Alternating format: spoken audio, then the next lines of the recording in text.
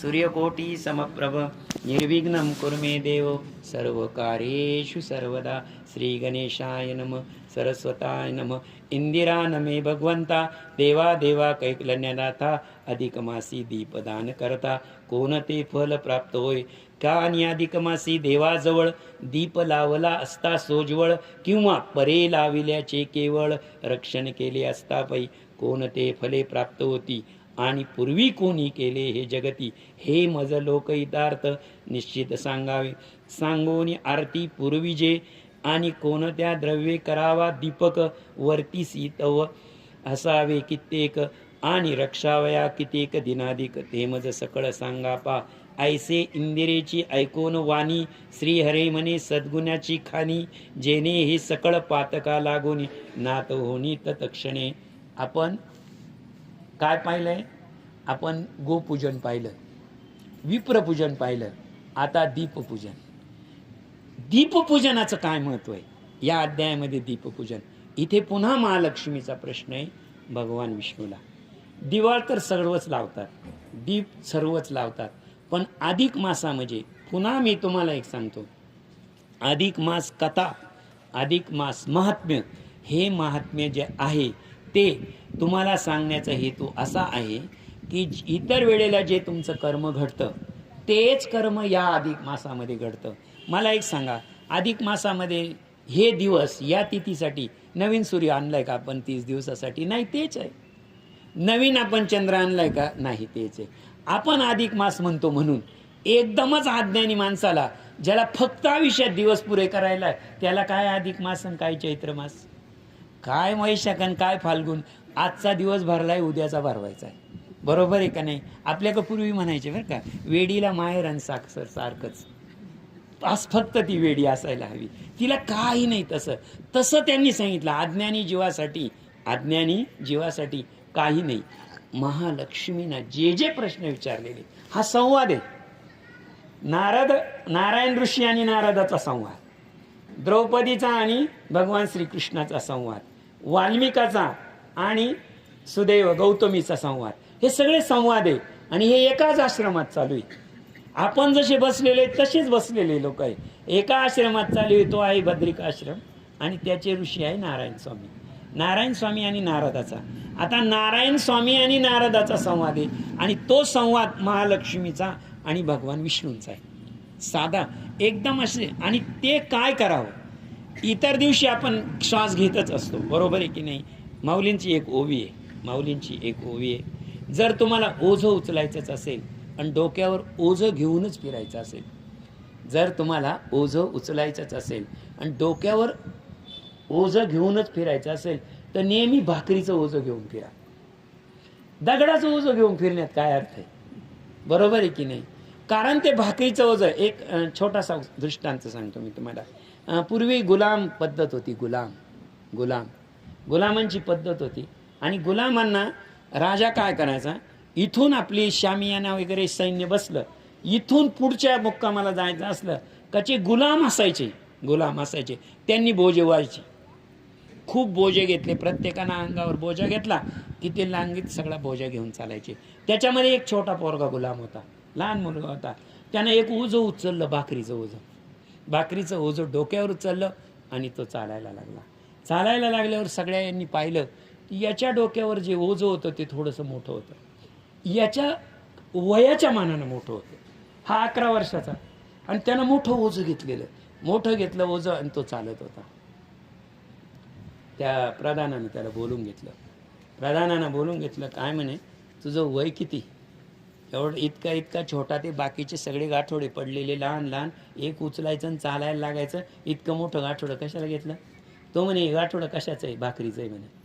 अजून 2 तासानं पुढे गेले नाही, यातल्या निम्या खाऊन टाकतील लोक, ओझं किती राहील हा? आणि आणखीन थोडं पुढे गेले तर सगळ्याच खाऊन टाकतील, मी रिकाम होईल। लक्षात ठेवा, ही तर्कश नीती कोणाकडे होती? आणि त्या गुलामाचं नाव होतं इसाप। काय नाव होतं? इसाप। आणि त्यानं पुढं नीतिशास्त्र लिहिलं, तीच इसाप नीती, तोच ग्रंथ तयार झाला। कोण? इसाप नीती। आणि तो इसाप हा गुलाम होता, 11 वर्षाच्या मुलाला इतकी बुद्धी आली, त्या राजानं त्याला नंतर बघितला आणि त्यांनी पाहिलं हा हुशार आहे. राजाने बघितलं, त्याचं विचारलं तुझी आवड कशात आहे? तो म्हणे माझी आवड कशातच नाही, माझी आवड एकांतात बसण्यात आहे. बस एकांतात म्हणे, काही काम करू नको. युद्धातला गुलाम एकांतात बसला, चिंतन केलं आणि एक ग्रंथ लिहिला, नीतिशास्त्राचा ग्रंथ लिहिला. आणि तो नीतिशास्त्राचा ग्रंथ म्हणजे इसाप नीती, सर्व प्राणीशास्त्रांवर आहे. आणि त्याच इसाप नीतीवर नवीन ग्रंथ तयार झाला आपला पंचतंत्र. लक्षात ठेवा, बुद्धिमत्ता ही कोणाचीच मक्तेदारी नाही. बुद्धीचे वैभव अन्य नाही तुझे, एका केशवराजे सकळ सिद्धी. सकळ सिद्धी फक्त बुद्धीच्या जीवावरच मिळू शकतो, कोणत्याही शक्तीवर नाही. शरीराच्या शक्तीनं तर कधीच तुम्हाला राज्य स्थापन करता येत नाही, बुद्धीनंच करता येईल जे करता येईल. मुद्दा मला हा सांगायचा आहे, सगळे विधी जर चालत असेल, तुम्ही मला विप्रदान सांगितलं, तुम्ही मला गोदान सांगितलं, मग आता दीपाचं काय महत्व आहे? आता दीपाचं महत्व आहे का? मातृपितृ हत्यारी, थांबा. ऐसे ऐकोनी वाणी श्रीहरी म्हणे सद्गुणी खाणी, जेने सकळ पातका लागुनी नाश तत्क्षणी होत असे. मातृपितृ हत्यारी गोगुण ब्रह्म गुरुपल कृतज्ञ सर्वागटी कुसा श्रीघ्न इत्यादी महापातकी जे. लक्षात घ्या, पापांचे प्रकार सांगितलेले, काही शास्त्रामध्ये पापाचे प्रकार सांगितलेले. इथे पापाचे प्रकार आणि पापी कोणाला म्हटलेले? पहिल्यांदा मातृपितृ हत्यारी, आई वडिलांची जो हत्या करेल त्याला इथे पापी म्हटलेलं आहे. दुसरा पापी कोण सांगितलेला आहे त्यांनी? ब्रह्मा गुरु पत्नी कृतज्ञ.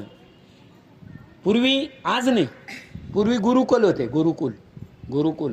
गुरुच्या इथे शिष्य शिकायला जायचे, त्या आश्रमामध्ये ठेवायचे. आणि गुरूंचे जो आश्रम असायचा, संसार एका बाजूला असायचा गुरुचा, आणि विद्यार्थी आश्रमामध्ये बसलेले असायचे. लक्षात ठेवा, आश्रमामध्ये राहताना गुरुच्या कुटुंबावर वाईट नजर ठेवणारा जो असेल तो महापातकी म्हटलेले इथं.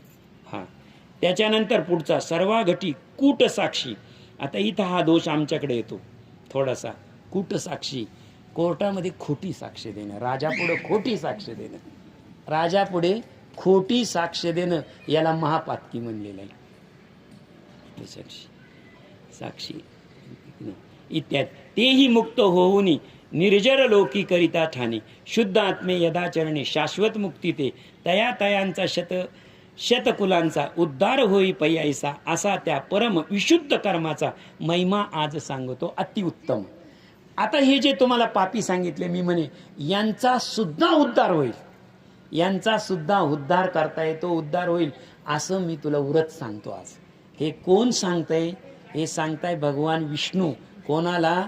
पत्नीला, महालक्ष्मीला.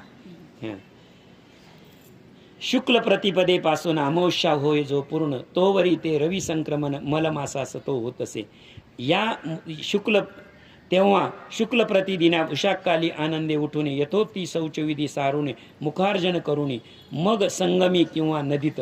आता नीट लक्षात ठेवा, मी आता आपल्या व्रताची सुरुवात कशी झाली. सकाळी उठल्यानंतर, मी त्या दिवशी सांगितलं तुम्हाला, सकाळी उठल्यानंतर पूर्वी उघड्यावर संसार होते. संसार कुठे होते? उघड्यावर होते. आत्ताच्या सारखे सेपरेट रूम नव्हते, परंतु स्त्रीचं परम कर्तव्य असं आहे, शास्त्रात सांगितलेलं आहे की तिने आपला बिछाणा सोडल्यानंतर घरातील जिथे आपला काय होतो, स्वयंपाक होतो, तिथे प्रवेश करू नये. कुठपर्यंत? स्नान संध्या होईपर्यंत. स्नान संध्या होईपर्यंत तिने करू नये. 12 महिन्यात केलं तर हरकत नाही, पण निदान या महिन्यात तरी करू नये. म्हणजे शेवटचं आहे ते सांगून ठेवतो. मग संगमी किंवा नदीत. आता आंघोळी किती सांगितल्या पहा. सगळ्यात पवित्र आंघोळ सांगितली संगमी किंवा नदीत. नदीत नसेल तर निर्जरी, झऱ्यात नसेल तर हृदात म्हणजे डोहात, डोहात नसेल तर ताडगी. ताडगी म्हणजे कशी? कूप. हौद म्हणतो, हौद. हा, ताडगी म्हणजे हौद. हौद नसेल तर वापी म्हणजे विहीर नसेल तर कुपात म्हणजे काय? खड्ड्यात, छोट्याशा खड्ड्यात. आता एवढं नाही मिळालं तुम्हाला. संगम मिळाला नाही, नदी मिळाली नाही, झरा मिळाला नाही, ओढा मिळाला नाही, हौद मिळाला नाही, काहीच मिळालं नाही. तर आता पुढचा लगेच पर्याय दिलेला आहे. किंवा गृहिताची घरातच शीतोदके म्हणजे थंड पाण्यानं अथवा उष्णोदके किंवा गरम पाण्यानं यथाविधी स्नान करावे, यथाविधी स्नान करावे. आता नीट लक्षात घ्या, इथे ओवीचा भावार्थ फार म्हणजे तुमच्या मनावर कोरून ठेवा. जयाचे जैसे शक्तिमान तैसेची तेने आचरावे. ज्याची जशी शक्ती असेल तसं त्यांना आचरण करावं. म्हणजे काय, एखादा मनुष्य 70 वर्ष 80 वर्ष आहे आणि त्याला गार पाण्याची अजिबात सवय नाही, अशा माणसानं एकदम गार पाण्याची आंघोळ केली तर तो आजारी होईल, लक्षात ठेवा. म्हणून खूप असं आहे, जैसे जयाचे शक्तिमान, त्याची जशी शक्ती असेल तसे तसे त्याने उष्णोदके स्नान करता स्नान फळ संपूर्ण ते, शीतोदके स्नान करता तत्वता द्विगुण फल प्राप्त होय. उष्ण पाण्यानं आंघोळ जर केली तुम्ही, उष्ण पाण्यानं आंघोळ जर केली तर त्याचं जे तुम्हाला फल प्राप्त होतं त्याच्या दुप्पट गार पाण्यानं आंघोळ केलीच होतं. शीतोदक. कूपस्नाने चतुर्गुणी, विहिरीत केलं तर त्याच्या 4 गुणी. वापिस्नानी अष्टगुणी, ओढ्यामध्ये वाहत्या पाण्यामध्ये केलं तर 8 पट. ताडागास्नानी महिमान 10 गुणी होती, ओढ्यामध्ये झऱ्यामध्ये जर केलं तर त्याचं 10 गुणी. हृदयस फळ निश्चित नाही, ताडक स्नानाच्या 10 गुणित हृदयस फळ निश्चित. याहुनी 10 गुणे ख्यात निर्जरा स्थान जाणीजे, त्याहुनी 10 गुणे अधिक नदी स्नान पुण्य. 10 गुणे पुण्य फलक महानदी स्नान, त्याहुनी 100 आगळे महानदी संगम. नीट लक्षात घ्या, मी पहिल्यांदा तुम्हाला असा चढता क्रम सांगितला आणि याच्या 10 पटी, म्हणजे त्याच पटीत जायचं, 10 पटीमध्ये जायचं. 10च आकडा का ते पुढे येईल. आता 6 स्नान कीजे विधियुक्त शुक्ल तिल आणि अकमल चूर्ण गोमूत्र मास वर्तमान सर्वांशी प्रथम लावून मग स्नान आचरावे. आपल्याला जर पवित्र होता येत नसेल, पवित्र नसेल आपलं, तर त्यांनी 2 गोष्टी सांगितलेल्या. एक, गोमूत्र घरात असावं, गोमूत्र घरात असावं. ते जर असेल तर गोमूत्राच्या ठिकाणी पवित्रता आहे, कालच आपण सांगितलेलं आहे. आणि ज्याच्या ठिकाणी जे असतं तो त्याचा गुण ते आपल्याला देत असतं. लक्षात ठेवा, गुलाबाच्या ठिकाणी सुगंध आहे, आपल्याजवळ ठेवल्यानंतर किंवा आपल्याजवळ आल्यावर ते दुर्गंध देऊच शकत नाही, त्याचा सुगंधच येणार, कारण त्याचा मूळ स्वरूप आहे. नीट लक्षात ठेवा, पदार्थ आणि स्वरूप हे एक असतात, पदार्थ आणि स्वरूप एक असतं. तुम्ही दुकानात गेले आणि दुकानामध्ये एक उदाहरण सांगितलं, माऊलींच्या ओवीमध्ये आलेले, साखर जर घेतली, असं झालं का हो, साखर घरी आणली आणि तिची गोडी तिथंच राहून गेली. साखरे बरोबरच गोडी येते की नाही, साखरे बरोबरच गोडी येते. पदार्थ आणि स्वरूप एकत्र आहे. मग 15व्या अध्यायामध्ये सांगतात, भगवान विष्णू सांगतात की काय, ममय वंशे जीव लोके, प्रत्येकाच्या ठिकाणी, प्रत्येक मात्राच्या ठिकाणी माझा अंश आहे, मनुष्याच्या ठिकाणी. मग मला सांगा, जसा तुमचं स्वस्वरूप काय आहे, ईश्वर स्वरूप आहे. मग माणूस आणि ईश्वर वेगळा करता येईल का? तुम्ही म्हणाल माणूस आणि ईश्वर वेगळा करता येईल, मी तुम्हाला लगेच करून देतो. तुम्ही फक्त इकडं साखर आणि गोडी वेगळी करा का तिकडं ते काम पूर्ण होईल? नाही. ज्याचं जे स्वरूप आहे, ज्याचं जे स्वरूप आहे ते त्याच्यासह असतं. त्यामुळे याच्यामध्ये काय तर, म्हणून गोमूत्र जे आहे ते पवित्र आहे. ते कुठेही गेलं तर त्याचा भाव ते दिल्याशिवाय राहत नाही. म्हणून गोमूत्र ही पवित्राचं लक्षण मानलं जातं. मनोनी प्रार्थनाने श्रोते जन हो तद मंत्र, पवित्र सांगतो श्रोत द्या. अगा श्री देवा ऋषिकेशा, तू सुरासुरी निमला अससी, पापक्षयार्थ मी या मासी स्नानार्थ सज्ज झालो. आता मनोनी तू ते करीतो नमन, तरी पुरुषोत्तमा कृपा करून या मम कृत्यासी होय विघ्न, ऐसे मी बादयाळा. एवं भगवत प्रार्थना करोनी सप्रेम विशुद्ध अंतकरणी, पुष्करादी नाना तीर्थे स्मरुणी मग काय किचे. आता तुम्हाला समजा नाही जायला कुठं मिळालं, घरातच आंघोळ करायची. घरात आंघोळ करताना फक्त पुरुषोत्तम मासामध्ये पुरुषोत्तम भगवंताचं नाव घेऊन आंघोळ करावी. आणि पुरुषोत्तमाचं नाव घेऊन आंघोळ केल्यानंतर आपण मंगलाष्टक म्हणतो बघा. मंगलाष्टकामध्ये एक चरण असं आहे गंगा, सिंधू सगळ्या नद्यांचे नाव आहे ना, तोच येते. गंगा, नंदिनी, नलिनी, भागीरथी, द्वादशिण यथाविधी स्मरावे. विष्णुपाद संभूता, सीता, मालती, मलाहा, त्रिपदगामिनी, हेमवती, जानवी आणि त्रिकोश्वरी ही 12 नामावळी यथाविधी स्मरावे आणि स्नान करून आचमन वस्त्रे नवी परिधावी. कोणत्या 12 नद्यांचे नाव आहे? 12 नद्यांचे नावं नाही आठवले तर 2 नद्या तर आठवतात ना. कोणत्या? गंगा, यमुना आठवायला काय हरकत आहे? किती सोपं आहे. नाही आठवलं, पुरुषोत्तम भगवान की जय, हर हर गंगे, आंघोळ सुरू झालं ना तुमचं पुरुषोत्तमाचं स्नान. हो मतप्रिया, क्षीरगाचे पूर्वी जे असेल पाप, ते अधिक मासाते येता क्षण, सकळ कापू लागता थरथरा. अधिका माझी एक वेळ विधियुक्त जे स्नान घडले, ते सप्त माझी पाप सकळ लोप मासार्थ होत असे. आणि जर तुम्ही अशी आंघोळ केली तर तुमचं पाप नष्ट होतं. आता तुम्ही शंका विचारील, थोड्या वेळापूर्वी मी तुम्हाला स्नानाचे स्थान सांगितले आणि स्नानाची प्राप्ती सांगितली. स्नानाची प्राप्ती दशगुण प्राप्ती सांगितलेली, दशम प्राप्ती. 10च का सांगितलं तर एक लक्षात ठेवा, एका वर्षामध्ये 10 तिथींचा गट असतो. एका ते दश मध्ये 10 तिथींचा आणि 30 दिवसामध्ये 30 तिथींचा गट होतो, म्हणून अधिक मास येतो. म्हणून एका वर्षातलं पुण्य किती? 10 पट. पुढच्या वर्षाचं 10 पट, त्याच्या पुढच्या वर्षाचं. मग झालं ना तुमचं अख्ख्या 3 वर्षाचं पापनाशक. आला ना परत अधिक मास. म्हणून दशगुणी, म्हणून दशम शब्द वापरलेला आहे. आणि संपूर्ण मासी सतत स्नान करता विधियुक्त, सहस्र जन्मीचे पापे समळ नासती निश्चय, तोवरीच तमाची दाटणी. आता एक लक्षात ठेवा, हा लक्षात ठेवा. तुम्ही म्हणाल हे कसं काय येतं, आम्हाला काय बुद्धीला पटत नाही. असे पाहिजेच तार्किक लोक. हे सांगताय काय बुद्धीला पटत नाही. आता हे मी सांगितलं तो सिद्धांत. हे काय सांगितलं मी तुम्हाला? सिद्धांत. आता मला सिद्धांत सिद्ध करायचा आहे तर तुम्हाला दृष्टांत द्यावेच लागतील. दृष्टांत जर नाही झाला, नीट लक्षात ठेवा, दृष्टांत जर तुम्ही सांगितला नाही तर दृष्टांताचं सूत्र आहे दृश्यम इति दृष्टांती निश्चया.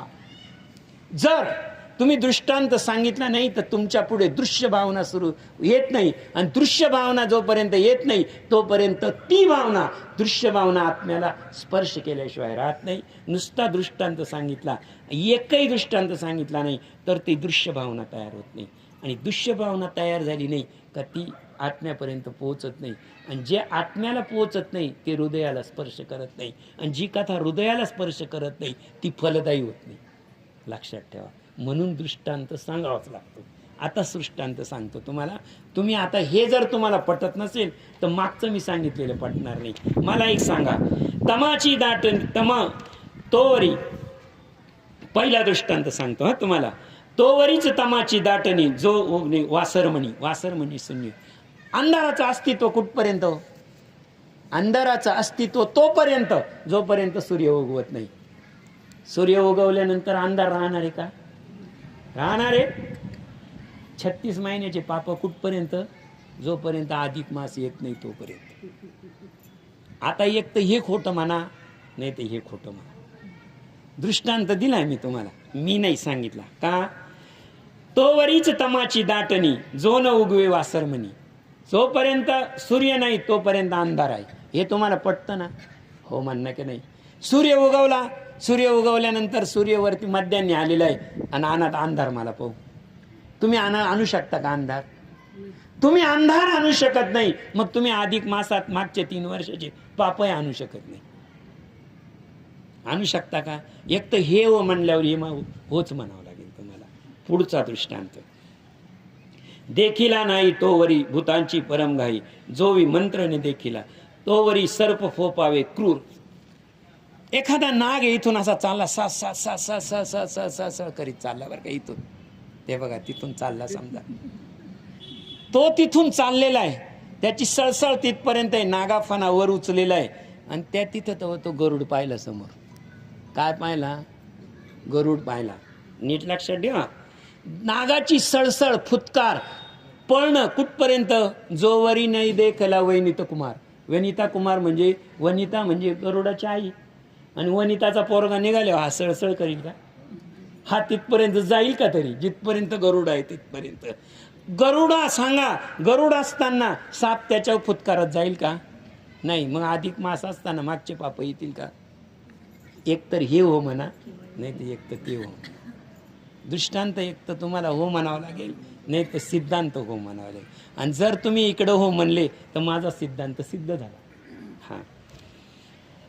अधिक मास, विनीता कुमार, तोवरीच पाप सांबार अधिक मास स्नान करी. तुमच्या अंगावर पाप तेवढपर्यंतच बसू शकतात. तोपर्यंत कुठपर्यंत? जोपर्यंत अधिक मासाचं पाणी अंगावर पडत नाही तोपर्यंत. एकदा का अधिक मासाचं पाणी अंगावर पडलं का तुमचं शरीर पवित्र. बरोबर आहे की नाही? हो. हरिपाठ कीर्ती मुखी जरी गाय, पवित्रची होय देह त्याचा. देह पवित्रच होतो ना. स्नान करीती न मलमासी, स्नान करिता न मलमासी, दारिद्र्य दुःखे न सोडिता, मने कांते सर्व भावेशी अविश्य स्नान कीजिए. सर्व पापमळांचा अपकर्ष हा मास करीतो निशेष, म्हणून वेदज्ञ ऋषीश मलमास ऐसे बोलती. म्हणून नीट लक्षात ठेवा. नीट एक अग्निपंख नावाचं पुस्तक आहे, आणि डॉक्टर APJ अब्दुल कलाम यांचं ते आत्मचरित्र आहे. आत्मचरित्र आहे त्यांचं. आणि त्यांचे वडील मशिदीमध्ये नमाज पाडायला जायचे, आणि त्याच्या शेजारी मंदिर होतं, त्या मंदिरातही जायचे. ज्यावेळेस त्यांचे वडील मध्ये जायचे, नमाज पाडून यायचे ना, तेव्हा लोक असे लाईनीत उभे राहायचे, असे रांगेत उभे राहायचे, आणि ते हात पुढं करायचे, त्यांच्या हाताला स्पर्श करायचे. त्यांच्या वडिलांच्या हाताला स्पर्श करायचे, फक्त हाताला स्पर्श व्हावा इतक्यासाठी लोकांची लाईन लागत होती. कोणाच्या? APJ अब्दुल कलाम. अग्निपंख पुस्तकामध्ये ते पुस्तक वाचा, त्याच्यामध्ये तो दिलेला आहे. मुद्दा मला हा सांगायचा आहे, महात्मा होण्यासाठी पूर्वजन्मीचं सुकृत लागतंच. महात्मा नसतु माम पार्थ दैवीम प्रकृती आश्रिता. दैवी प्रकृती आश्रित झाल्याशिवाय महात्मा जन्माला येत नाही, किंवा महात्म्याला ती बुद्धी लाभत नाही. गीतेमध्ये श्लोक आहे 9व्या अध्यायामध्ये. हॅलो. मालमसना मदादी पुण्य समान धन्य, त्याहुनी हा अधिक मास. यथा करिता स्नानादी पुण्य अक्षय होय मतपस. अनंत फळाची इच्छा ज्याशी, तये पुण्य करावे यामाशी. कमले येणे पुण्य भाषाशी, का भार काय सांगू. केवळ धनाची इच्छा धरून येथे करतील किंचित पुण्य, तरी तू साक्षात लक्ष्मी तत्यन तया लागून मिळवशील. जर खरंच एखाद्याला श्रीमंत व्हायचं असेल, खरं श्रीमंत व्हायचं असेल, तर एक लक्षात ठेवा, या मासामध्ये जर तुम्ही तुमचं कर्म स्वच्छ, स्नानादी कर्म, सर्व कर्म केले, तर साक्षात लक्ष्मी ही तत्क्षणी, साक्षात लक्ष्मी त्याला प्रसन्न होते या मासामध्ये. ऐसा हा मास पुरुषोत्तम, म्हणून सांडून इतर काम. येथे सकळ स्नानादी कर्म यथाविधी के. दैवे अधिक मास लाभला असून त्यात न करता काही पुण्य. प्रपंचीचे होतो निभवण तैसे केले. पुण्यक्षेत्री सरसावे, का कनक बीज पेरावे. का कनकाचे ताट गडावे, त्यात वाढावे तृण बीज. एखाद्याला चांगलं क्षेत्र दिलं, अतिशय काळी कसदार जमीन दिली, शेतकऱ्याच्या भाषेमध्ये, शेतकऱ्याच्या भाषेमध्ये काळी कसदार जमीन दिली, आणि काळ्या कसदार जमीन त्याच्याकडे दिल्यानंतर जर त्यानं त्या जमिनीची मशागत केली नाही, नीट लक्षात घ्या, मशागत केली नाही आणि तिच्यात पेरलं नाही, काहीच पेरलं नाही, पडीत ठेवली, पडीत ठेवली. सांगा, ती जमीन पडीत ठेवली, त्याला जमीन होती, काळी कसदार त्याला जमीन दिली होती, परंतु त्यानं पेरली नाही, म्हणून तो दरिद्री राहिला. काय राहिला? दरिद्री राहिला. आता याच्यात दोष त्या जमिनीचा का त्याचा? कोणाचा? अहो, अधिक मास हीच काळी जमीन आहे, आणि त्याची आपण शेतकरी आहे, आणि हे कर्म म्हणजे शेती आहे, मशागत आहे. एखादी तर मशागत करून पहा. ही दीपाचं महत्व ते सांगितलेलं आहे. तत्क्षण दया लागून मिळશે. ऐसा हा मास पुण्यक्षेत्रे सरसावे ते कनक बीज. की कुंभक पाक देवी तो निवडून उकरड्या होतावा. का चिंतामणी फोडून अभावे घालाव यापुरी. का बघा बर का सुरभी येता घरी ताडो निघाली. की कल्पद्रुमा द्वेता घरी पणी. का रंभा तोडोनी महामूर्खे. रंभा तोडोनी महामूर्खे अर्की वाढवित्या कौतुके का ओसोंडोनी सतीज मौतुके सिकता हरळ भावे. चांगला दृष्टांत आहे, अति चांगला दृष्टांत आहे. एखाद्याच्या घरी कामधेनू आली, हे पाहिलेलं आहे मी, आपण पाहिलेलं आहे की कामधेनू आली आपल्या शेतामध्ये, तर तो तिला गाय म्हणून मारतो आणि दुसऱ्याच्या शेतात घालून देतो. खरं तर ती उद्धार करायला याचा आली होती, पण याचं दैव असं का हा शेजारच्या चाईचं हुसकावून देतो. अशीच काही जे काय त्यांनी सांगितलं खूप छान होवे का रंभो तोडोनी महामूर्खे. महामूर्ख लोक काय करतात, रंभा म्हणजे कल्पवृक्ष, रंभा म्हणजे कल्पवृक्ष जर चुकून केळीच्या बागामध्ये कल्पवृक्ष उगवला, केळीच्या बागामध्ये कल्पवृक्ष उगवला तर की रंभा तोडून महामूर्खे अर्की म्हणजे केळीचा बाग वाढवया कौतुके. कौतुकानं केळीचा बाग वाढवतात आणि त्यात उगवलेला कल्पवृक्ष तोडून टाकतात. बरोबर आहे की नाही. आता किती भाग्यवान समजायचे. बागात अनैश्य कोण काय उगवला होता, कल्पवृक्ष. यांनी कल्पवृक्ष तोडून टाकला. अरे 36 महिन्याची केळीची बाग आहे, त्याच्यात एक हा कल्पवृक्ष आहे. 36 जे महिने ते केळीच्या बागा आहे. काही केळी 36 महिने नेमनाष्टा एकदम व्यवस्थित चालू आणि अधिक मासामध्ये त्यांचं काही नाही. अशा परिस्थितीमध्ये त्यांना म्हटलेलं आहे की ओसंडूने सतीचे मौतुके सिकता म्हणजे वाळू. एखाद्या तुम्ही समुद्राच्या किनारी गेले आणि तिथे असे चमकणारे शिंपले पडलेले असतात आणि त्या एखाद्या शिंपल्यामध्ये मोती असू शकतो. एखाद्या शिंपल्यात काय असतो, मोती असतो. आपण समुद्री किनारी गेल्यानंतर शिंपले मोती गोळा करायचं सोडून देतो आणि वाळू गोळा करीत बसतो. काय करत बसतो, शिकता म्हणलेलं आहे. हे बघा का ओसंडुनी सतीचे मौतिके सिकता हरळ भरावे की दौडोनी या बोल का शुक प्रीती पाळावा काक जैसा तैसेची ते प्रापंचिके कृत्य झाले. एखाद्याकडे अतिशय बोलका आणि सुंदर पोपट असावा. काय बोलका आणि सुंदर पोपट असावा. पिंजऱ्यात सोडून दिला तरी तो घरातच थांबावा, पळून जाऊ नये. इतकं त्या घराचं प्रेम त्या पोपटाला लागलेलं असावं आणि त्या पोपटाच्या मालकाला अशी दुर्बुद्धी सुचावी की त्याने एक कावळा पाळावा. आता सांगा, पोपट त्या घरात येईल, तिथं कावळा पाळल्यावर हा कावळा राहून देईल का त्या पोपटाला? राहू देईल का? नाही राहू देणार. असो श्रोते पूर्वकथानक शिवलोकनी असे स्नान द्याली यावरी वस्त्रे परिधान मग संध्यादी पूर्ण कर्म करोणीय यथानेम मच्छवती पुरुषोत्तम गंध केसी अर्चित मग सुदेव परी सुप्रभ एक ठेवी जे अर्णव कुंभ ते तव्या मागे दीपस्थान ताम्रमय ठेवावं. आता दीपाचं स्थापना कशी करावी, दीप कसा असावा याच्यावर सांगितलेले. आपल्याकडे तांब्याची दीप कधीही कोणताही दीप असो देवघरामध्ये. मला सांगा, तुमच्या गावामध्ये पांडुरंगाचं मंदिर नाही का हो? या गावामध्ये पांडुरंगाचं मंदिर आहे की नाही? या गावाचं मध्ये खंडोबाचं मंदिर आहे की नाही? या गावामध्ये देवीचं मंदिर आहे की नाही?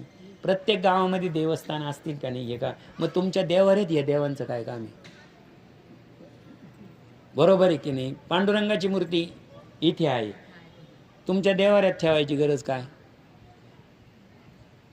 खंडेरावाचं मंदिर आहे की नाही? तिथं तर मोठी मूर्ती स्थापना केलेली आहे ना, मग तुमच्या देवाऱ्यात खंडेराव कशाला पाहिजे? महिषासूर मर्दिनीचं मंदिर नाही का? मग तुमच्या देवाऱ्यात महिषासूर मर्दिनी कशाला पाहिजे? बरोबर आहे की नाही? बरोबर आहे की नाही? हा प्रश्न तुम्हाला कधी विचारला का? मनाला विचारला का नाही? प्रत्येक गावामध्ये जर देव असतं, मी नाही पोथी सांगते, प्रत्येक गावामध्ये जर मंदिर असतं आणि प्रत्येक गावामध्ये अधिष्ठानी देवता असते, तर त्याच देवता तुमच्या घरामध्ये तुम्ही का ठेवता, देवाऱ्यामध्ये का ठेवता? नीट उत्तर ऐका त्याचं.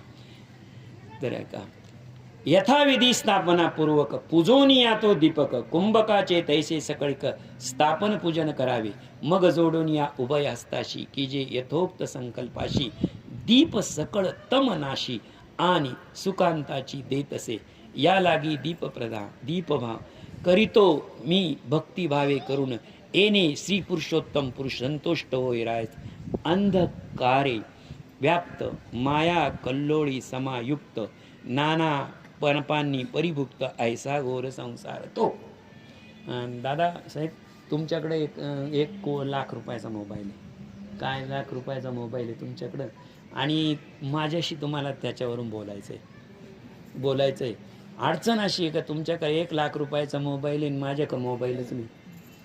होईल का हो तुमचा आणि माझा संवाद? होईल का? नाही संवाद होणार. का नाही संवाद होणार? माझ्याकडे मोबाईल पाहिजे ना. अहो मग तुमच्याही घरात देव पाहिजे ना, गावात देव, मंदिरातही मूर्ती पाहिजे ना, तर संवाद घडेल ना. संवादासाठी आपल्या घर देवाऱ्यात मूर्ती पाहिजे ना. पंढरीशा पांडुरंग परमात्मा तिथे आहेच ना, इथे आहेच ना, आपल्या घरातही आहेच ना. पण हा सगळा संवाद घडायचा असेल तर त्या मूर्तीची प्रतिमूर्ती आपल्या घरातही छोटा का होईना मोबाईल पाहिजे ना. मोठ्या मोबाईलवरून जर बोलायचं असेल तर हे तुम्हाला इतक्या व्यवहारात कळतंय, आणि मग आपल्याला तुम्हाला हे का नको? आपल्या देवाऱ्यामध्ये मूर्ती का असावी? अनुसंधान. काय? अनुसंधान म्हणजे तुमच्या हृदयाचं माझ्या हृदयात जाण्यासाठी, आणि तुमच्या हृदयातलं माझ्या हृदयात येण्यासाठी आपल्या दोघांकडे एक मूर्ती असावी लागते. म्हणून पांडुरंगाचे चरणामृत, नामामृत हे सगळं जर पाहायचं असेल तर मंदिरात मूर्ती असते, तीच मूर्ती आपल्या घरात असायला हवी. आपण देवाच्या पुढे दीप लावला तर दीप लावल्यानंतर पुढे काय होतं? ओवीत ऐका आता. ऐसा घोर संसार यज्ञा माझी मोक्षदाता, दीप असे सर्वार्था, म्हणून हे भगवंता तुझ म्या अर्पिला असे, तरी म्या दिदल्या या दीपोत्तमा, तू घेई पुरुषोत्तमा, आणि प्रसाद मुको नामा, वंचित प्रसाद होई. ऐसी प्रार्थना करुणी मग नाना मंगलयुक्त चांग, सदानंदेच येतो कुंभ पूजन करावे. एवं संपूर्ण मासपर्यंत अखंड दीप प्रदीप्त, आणि नित्यपूजा ही यथोक्त भक्तिभावे आचरावा. यथाशक्ती ब्राह्मण भोजन भक्त्या कीजे दक्षिणा, आणि मासा ते रात्र जागरण प्रतिपूर्वक करावे. ज्यावेळेस तुम्ही दीप प्रज्वलित करता, लक्षात ठेवा, मूर्तीपुढे. कोणत्या मूर्तीपुढे? देवाऱ्यातल्या मूर्तीपुढे. आणि ज्यावेळेस देवाऱ्यातली मूर्ती, तुमची दृष्टी कुठे जाते? दृष्टी त्या ज्योतीवर जाते. ज्योती नीट लक्षात, कनेक्शन. आपली ज्योती दीप आहे, आपली दृष्टी कोणावर आहे? दीपावर आहे. भगवंताची दृष्टी दीपावरच आहे. अधिष्ठान पांडुरंगाची दृष्टी आपल्या देवाऱ्यात आहे, देवाऱ्यातली दृष्टी दीपावर आहे, दीपातली दृष्टी तुमच्या दृष्टीत आहे, तुमची दृष्टी हृदयात आहे. इतकं कनेक्शन आहे ते. म्हणून आपल्या देवाऱ्यात मूर्ती असावी, आणि मूर्तीपुढे आपण दीप लावावा. इंदिरे ऐसे विधी दीप करीती अधिक माझ, ते पूर्णावृत्ती सुंदर परमस्थान पावती. गोभू हिरण्य दानानी, जे फळ प्राप्त मना लागुनी, ते अधिक मासी दीपचांज लाभते निसंशय. जे इतर दानांनी 3 दान सांगितली तुम्हाला, गोदान, विप्रदान, किती सांगितले ना मी तुम्हाला. आता ब्राह्मण दान सांगितलं, गोदान सांगितलं, स्नानादी सांगितलं, सगळं. जर हे 3 दान तुला एकत्र करायचे असेल, ज्याप्रमाणे वैकुंठ लोक, भूलोक, गोलोक असे 3 लोक आहे, आणि त्याची प्रदक्षिणा म्हणजे स्वर्ग आहे. लक्षात ठेवा. त्याचप्रमाणे या 3 दानाची यथाशक्ती दान, यथाशक्ती भक्ती, यथाशक्ती पावित्र्य, यथाशक्ती युक्ती या दीपदानामध्ये आहे, दीपात आहे. दीपदात्याशी लाभे संकु, दीपदाशी मिळे न धन दीपदाशी मिळे धन संपत्ती, दीपासी होय न्याय प्राप्ती, अंती मोक्ष ये. आणि अधिक मासामध्ये जर दीप लावला, तुम्ही दीप लावला, आणि दीप लावल्यानंतर तुम्हाला काय मिळेल? तर सौभाग्य पावत. लक्षात ठेवा, तुमचं सौभाग्य पावत, तुमचं कुंकू बळकट होईल. हा पहिला लाभ आहे त्याच्यामध्ये. दुसरं, दीपत होय सुविद्यावंत, विद्यार्थी असेल तर विद्यावंत होईल, विद्यार्थी असेल तर विद्यावंत होईल. दुसरी गोष्ट, आयु रोगी समृद्धी बहुत. जर एखादा आयुष्य म्हातारा मनुष्य असेल, म्हातारा मनुष्य आयु बहुत म्हणजे खूप म्हातारा मनुष्य असेल, तर त्याचं म्हातारपण सुखाचं होईल. लक्षात ठेवा. निश्चय लाभ बहुत. आणि दुसरी, अधिक मासी दीपनारा, सुलक्षणा मिळे दारा. हे जरा करायला नवीन पोरांनी करायला हरकत नाही. अधिक मासी दीपद दारा, सुलक्षण मिळे दारा. जर अधिक मासामध्ये चिरंजीवानं केलं आणि कुमारिकेनं केलं तर तिला चांगला पती आणि त्याला चांगली पत्नी मिळेल. पुत्र दे अति सुंदर अक्षय होई निश्चय. तरी दीपदाता असेल ब्राह्मण तरी तयाचे ब्रह्मज्ञान. क्षत्रिया माझे राजे सुपन्न वैश्य शूद्राशी पाविल कुमार सुंदर भारता पावत. साधवाशी सौभाग्य अखंडित जन्मोजन्मी लभते. आदी दिव्यादी दुःखे सकळ दीपदाने लोपती समूळ. त्रैलोक्य अति निर्मळ कीर्ती विपिल पसरत असे. मी काल परवा तुम्हाला सांगितलं होतं, जर आपल्याकडे आज नाही पण त्यावेळी 4 वर्ण होते, ब्राह्मण, क्षत्रिय, वैश्य आणि शूद्र, हे 4 वर्ण होते. जर क्षत्रिय असेल तर तो बलिष्ठ होईल, म्हणजे शरीर पुष्ट होईल त्याचं. जर तो राजा असेल, ब्रह्मज्ञानी असेल तर त्याचं ज्ञान श्रेष्ठ होईल. जर तो वैश्य असेल तर त्याचा व्यापार सुफल होईल. आणि जर तो क्षुद्र असेल तर त्याला धनप्राप्ती होईल. भीतजनांची जाते भीती बंधनातून बद्ध सुटती. ब्रह्महत्याचे पापे निश्चित सपूर्ण लोभती एक सरे. अधिक मासा माझे ज्याने दीप लावला यथाविधाने. कृचक यादी तेने केले जाण निसंशय. ऐसा अधिक माशी दीपाचा उत्तम मैन मासाचा. म्हणून प्रिये सांगतो सोवाचा.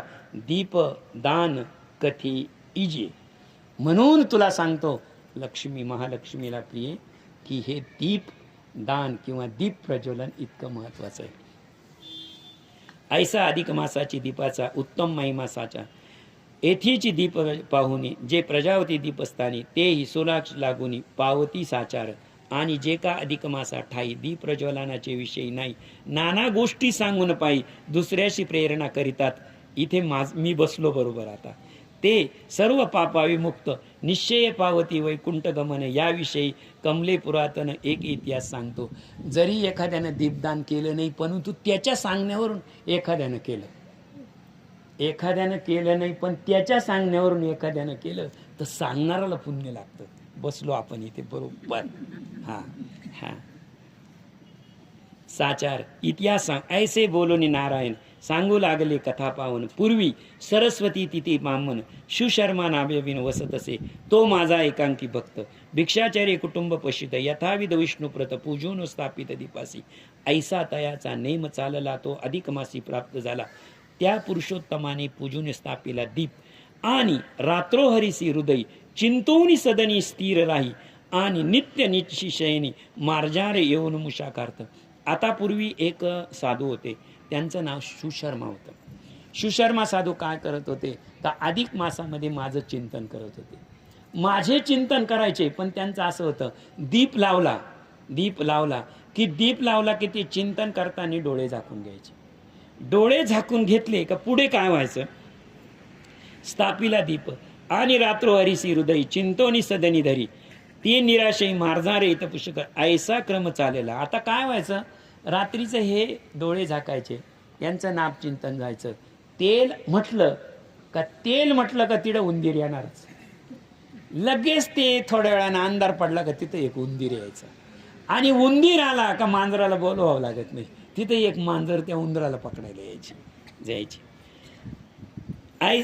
हृदय ऐसाक्र. एका दिवशी आला सुशर्मा पुरुषोत्तमाला पूजिता झाला यथाविधी आणि नाम संकीर्तन करीत रात्री बैसला. ते मध्यरात्री मुशकार्थ मार्जार घरात पावला. वरतीवरून काजळी वाढली त्या दीपादे मंदावली. इतक्या माझी दीपामळी मुशाकावली आली असे. तियेवरून त्या मार्जाराने उडी घेतली. तो तयाचा पदक कार्य दीपस्थान थराराला. काजळी गेली झोडून दीप झाला प्रकाशमान. प्रभाती काही कारणे करून मार्जार मरण पावला. काय झालं, हे नामस्मरणाला बसणार. नामस्मरणाला बसल्यानंतर दिव्याचा स्वभाव काय, दिव्याचा स्वभाव दिवा लावावा लागतो. लक्षात ठेवा, दिवा लावावा लागतो. दिव्यात काजळी आणावा लागत नाही, काजळी आपोआप येते. दिवा लागले की काजळी यायची बघा. आणि काजळी आली की प्रकाश मंद होतो. आता मंद होतो प्रकाश. दिव्याला काजळी आलेली, आता दिवा बंद होणार. अशा वेळेस तिकडून उंदीर आला आणि उंदराला मांजरानं पाहिलं आणि मांजरानं उडी मारली. उडी मारल्याबरोबर त्यांना तो दीपाला धक्का लागला. दीप थोडासा थरारला म्हणजे हल्ला, पुन्हा जागेवर आला. काम असं झालं, हल्ल्यामुळे काजळी पडून गेली. हल्ल्यामुळे काय झालं, काजळी पडून गेली. दीप झाला प्रकाशमान. प्रभाते काही कारणे करून मार्जार मरण पावला. पण यात असं झालं, दीप प्रज्वलित झाला पण मांजर मरण पावला, मांजर तिथे मरण पावला. तत्परात प्रहारे करून जे घडले दीप संवर्धन, तेने पुण्य विमानी तत्क्षण बैसूनी कुंठी पावला. पण मांजर असा साध्या याच्यात मारला का नाही. किती मांजराची योग बघा बरं का, योग बघा. स्वामी सुशर्मा काय करत होते? नाम जप करत होते, नाम जप करत होते. तुम्हाला मी अमृत सांगितलं ना, म्हणजे त्यांच्या मुखातून काय चालू होतं? नामामृत. काय होतं? नामामृत चालू होतं. नीट लक्षात घ्या. दुसरी गोष्ट, त्यांनी दीप लावलेला होता, त्यांनी दीप लावलेला होता. दीप लावलेला असताना त्याला काजळी आली होती. आता खरं तर ती काजळी काढणं हे काम कोणाचं होतं? हे काम होतं ज्यांना दीप लावला त्याचं.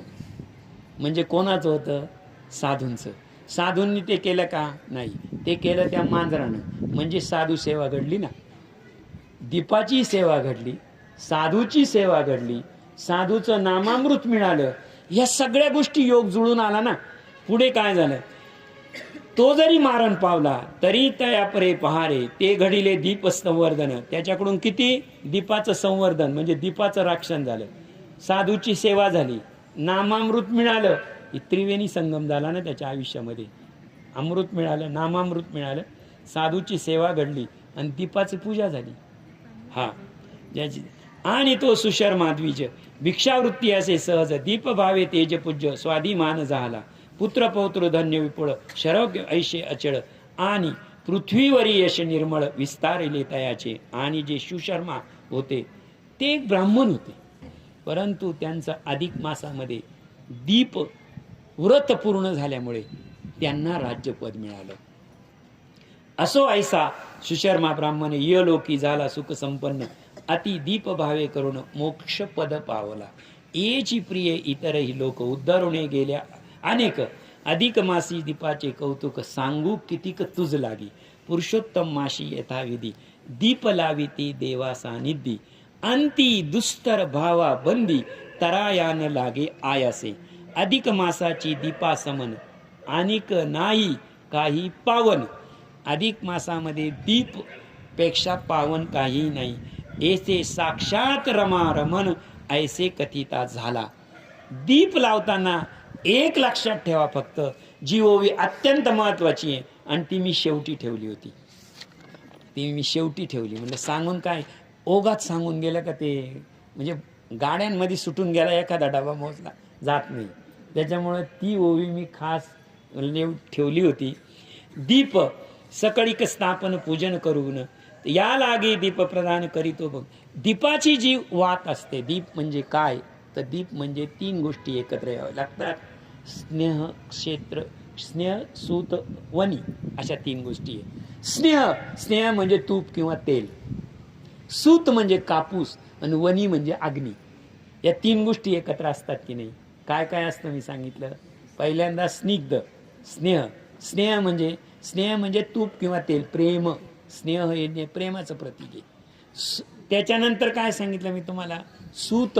सूत म्हणजे कापूस. सूत म्हणजे कापूस. कापूस हे भगवंताचं स्वरूप आहे. आणि तिसरं अग्नी. ह्या तीन गोष्टी मिळून होतं. ती जी वात असते ती 4 बोट प्लस 1 बोट, 5 बोटा इतकीच असली पाहिजे. किती असली पाहिजे? 5 बोटा इतकी पाहिजे असते. कधी कधी आम्ही ना व्याख्यानाला जातो, डॉक्टर साहेब आम्ही व्याख्यानाला जातो, ती दीप कसं असतं माहिती का प्रज्वलन सर, इकडे एक ज्योत राहतील त्याचीच दुसऱ्या टोकाला दिलेली असते, दोन्ही बाजूने एकच वात जळते. लक्षात ठेवा तो दोष आहे. जर अशा वेळेस तुम्ही दीप एकच ज्योत अशी डबल जर करून लावली तर लक्षात ठेवा पापक तुमचं पुण्यक्षय आणि आयुक्षय जडलेलं आहे. त्याच्यामध्ये तुमचं आयुष्य कमी होतं आणि तुमचं पुण्य कमी होतं. एकच दीप लावायचे जर असेल तर ती दीप लावा आणि ती गोल करून त्याच्यात ठेवा. ती जी असते ती वात गोल करून ठेवा. कधीही 2 बाजूना एका वातीला पेटवायचं नाही. ही खास ओवी आणि खास मी शेवटी ठेवलं होतं. दीपाचा हा मेन आहे. मी दीपाची ही मुख्य संकल्पना आहे. दीप हा ज्ञान प्रधान आहे, म्हणजे अंधकाराची नायनाट करणार आहे. दुःखाचा नायनट करणार आहे, सगळं करणार आहे. अधिक मासामध्ये शेवटची ओवी सांगताना भगवान सांगतात, अधिक मासाचे दीपा समान अनिक नाही पुण्य पावन, ऐसे साक्षात रमारमण रमेसे कथिते झाला. इति अधिक मास महात्म्य सार, बृहन्नारदीय पद्मसार, सज्जन सोते ऐका चतुर, द्वादश अध्याय गोड हा व्हावा. विठ्ठल पुंडलिक वरदा हरी विठ्ठल. श्री ज्ञानदेव तुकाराम पंढरीनाथ भगवान की जय. माऊली ज्ञानेश्वर महाराज की जय. जगद्गुरु तुकाराम महाराज की जय. पुरुषोत्तम भगवान की जय. अधिक मास भगवान की जय. विठ्ठल.